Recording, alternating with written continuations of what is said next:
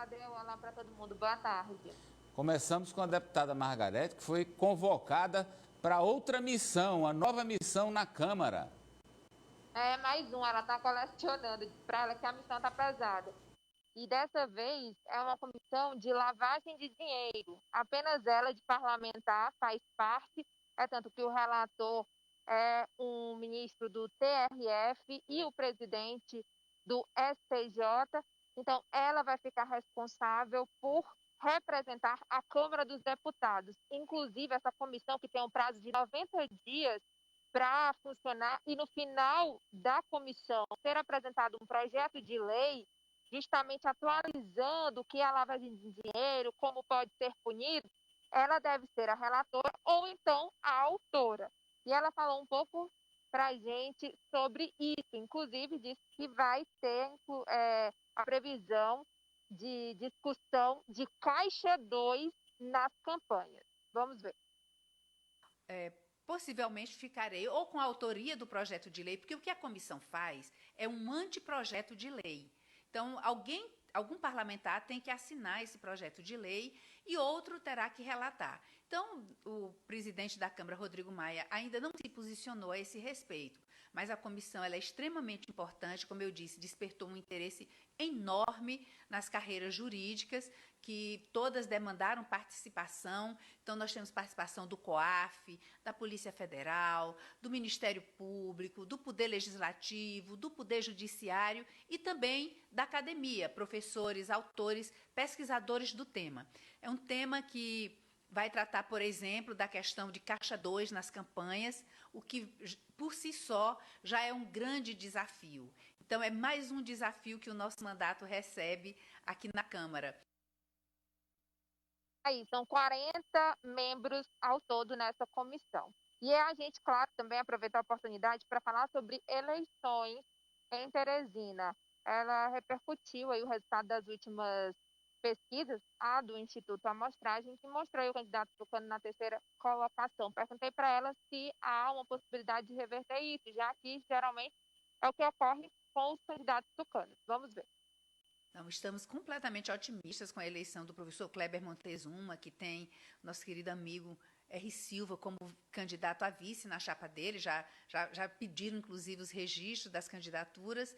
E, enfim, essa questão de quem está no primeiro lugar, quem está no primeiro, no segundo, no terceiro, eu acho que nós temos realmente um primeiro lugar que tem se destacado, mas eu acho que o segundo lugar ainda está muito embolado, né, para usar um termo mais comum, está muito embolado ainda, não dá para se dizer exatamente. Você percebe que as diferenças entre eles estão ali dentro da margem de erro. A qualidade do discurso do professor Kleber Montezuma, o capital político dele, a experiência dele como gestor municipal, conhece bem a cidade, conhece as necessidades, conhece a área mais sensível que é a educação. Eu acho que isso dá a ele um palanque e uma possibilidade, uma musculatura para chegar, sim, possivelmente até em primeiro lugar, ainda no primeiro turno. A expectativa. E eu não perdi também a oportunidade de falar sobre 2022. Perguntei se ela já tinha decidido em qual lado ela iria ficar. O Elton Dias, eu cito, não é a primeira vez que eu faço essa pergunta, também não é a primeira vez que ela não responde. Disse que deixa 2022 para 2022 e disse que não está sendo pressionado por nenhum dos dois. Fábio Abreu, em Brasília. E também falei com o deputado federal Fábio Abreu, que também é pré-candidato à Prefeitura de Teresina pelo PL. Ele estava gravando o programa eleitoral agora pela manhã aqui na Câmara dos Deputados. Vai ter um encontro provavelmente com Valdemar da Costa Neto, porque ele está com o Covid, que é o presidente nacional do partido, mas ele já teve encontro com o líder do partido, que é justamente para tratar sobre emendas pro Estado. E ele falou comigo sobre também, referente às eleições, sobre 2 pontos. Falo sobre vários, mas aqui a gente vai mostrar sobre 2. A relação dele com os vereadores do Republicanos, Levino e Caio Bucar. Perguntei como é que está, se realmente há alguma possibilidade de mudança aí desses vereadores, o que ele acha, né? Porque a gente vê eles meio pendendo para o lado da prefeitura, como já era de se esperar.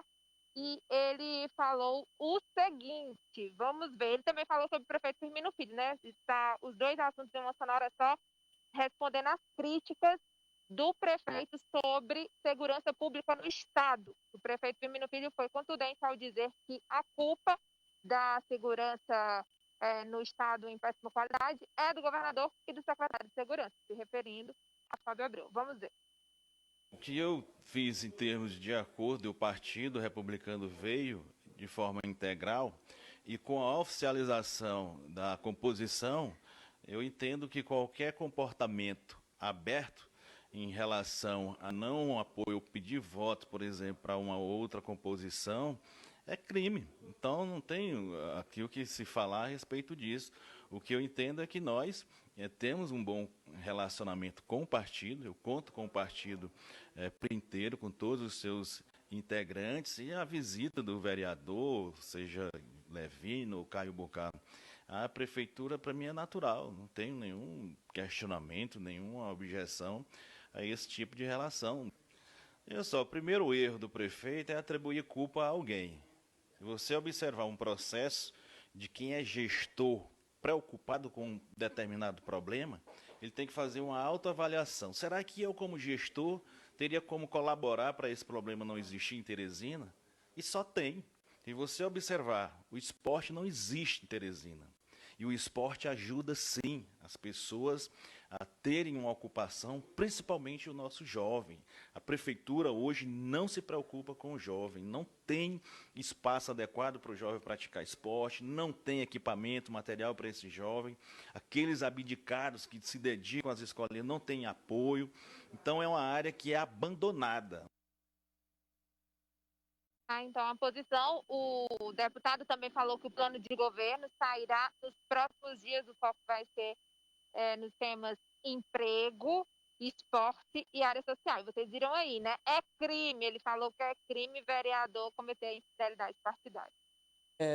O deputado Merlong critica a ação no governo no combate a queimadas. Ele critica e agora foi efetivado para a comissão externa da Câmara dos Deputados para discutir as queimadas no Pantanal. Comissão externa que já fez visita no último fim de semana, que está trabalhando com medidas que podem ser tomadas para minimizar os efeitos, porque já foram mais de 2 milhões de hectares queimados no Pantanal. O deputado federal piauiense, do Partido dos Trabalhadores, ele foi efetivado nessa comissão hoje, e ele defende, inclusive, o uso das Forças Armadas, que é o que já está sendo discutido, que já é usado na floresta amazônica e que deve ser usado também no Pantanal para combater aí os efeitos dos focos de incêndio por lá. Raniele, os estados brasileiros, à exceção do Amazonas, eles querem incentivar as suas economias com ZPS, Zonas de Processamento e Exportação. Mas o Amazonas sempre foi contra e sempre teve força de impedir essas zonas, como existe a Zona Franca de Manaus. Agora tem um piauiense atuando nas comissões.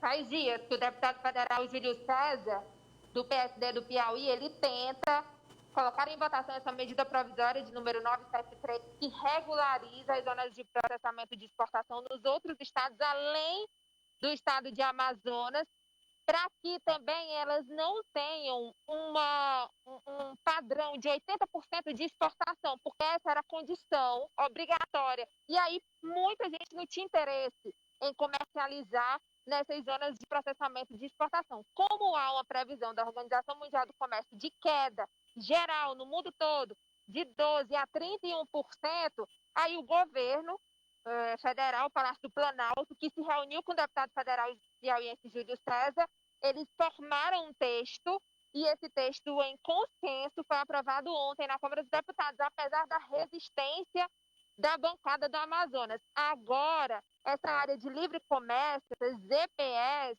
que atualmente funciona mais no Amazonas e no Ceará, elas poderão exportar e também importar sem ter essa obrigação de cumprir os 80% de exportação. E isso vai facilitar, de acordo com a avaliação do governo, a recuperação do comércio nesse pós-pandemia.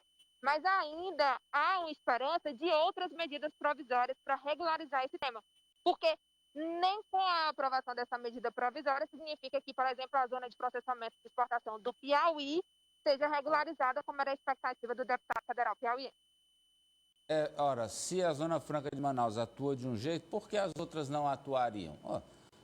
Reciprocidade, ou mesmo peso e mesma medida para todos os estados. Não é que eu quero que o Amazonas perca, não, ele vai continuar, mas que outros tenham a oportunidade de fazer esse tipo de negociação e comércio e industrialização. O novo Código de Trânsito, ele foi aprovado na Câmara. Como é que fica agora? Precisa ir para o Senado, precisa de sanção? Como é que é, Raniele? Precisa de sanção agora. Não vai mais voltar do Senado, porque foi de onde vem, inclusive lá foi relatado pelo senador Ciro Nogueira. E aqui na Câmara,